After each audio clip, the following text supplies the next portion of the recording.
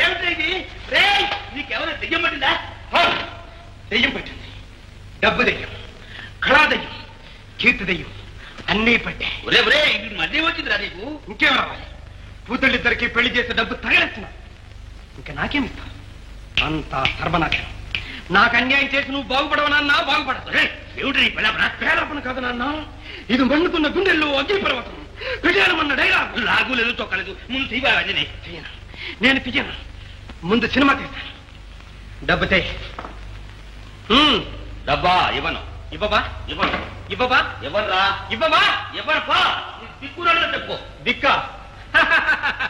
దిక్కు లేకేనన్నా 10 దిక్కులున్నాయి. అందులో కోర్టు అనేది ఉంటుంది. కోర్టుకెళ్తావా? Yes father. ఆస్తిలో నా వాటా వచ్చే వరకు నీపై కేసు పెడతాను. అంతవరకు ఈ పెళ్లిని జరగలవు. ఏమిట్రా నీ వాటా కోటను? ఇదే నీ తాత ముళ్ళు అనుకున్నావా? నా తాత ముళ్ళే. అందుకే దాని మీద నాకు హక్కు ఉంది, నీకు లేదు. రేపే కేసు పెడతాను. రామచంద్ర, ఎక్కడ దొరికేవరా నాకు? ఆ మాటే నేను అంటే. రే నాయనా రాజు, రాజు, సినిమా తీయడానికి నీకేం తెలుసురా? కదా కమామిష, కాకరకాయ, వల్లకాడా? వల్లకాట్లోనే కథారంభం. చీకటి, కటిక చీకటి, అర్ధరాత్రి. వల్లకాట్లో రామనాథయ్య బయలుదేరాడు. నక్కలు, కుక్కలు.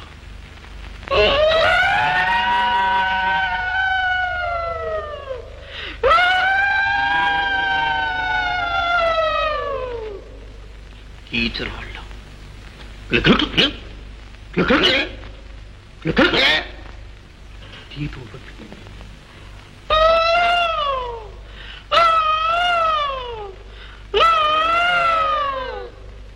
రంగనాథయ్య మాట్లాడాలనుకున్నాడు. మాట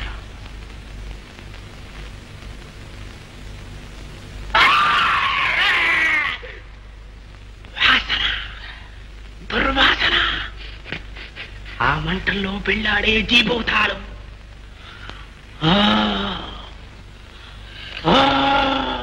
భయంగా గుడ్ల గోపులు.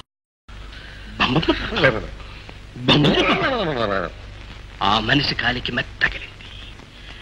పెద్ద తలచడం, అందులో పెద్ద బ్రహ్మరాక్షసి అలా మీదకొస్తూ ఉంది. వచ్చింది, వచ్చింది.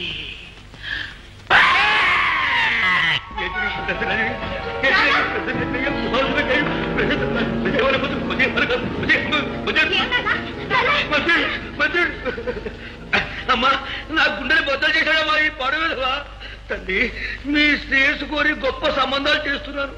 ఇప్పుడు అనిపి రేపు మీరు అత్తారింటికి వెళ్తే ఇంకొక 2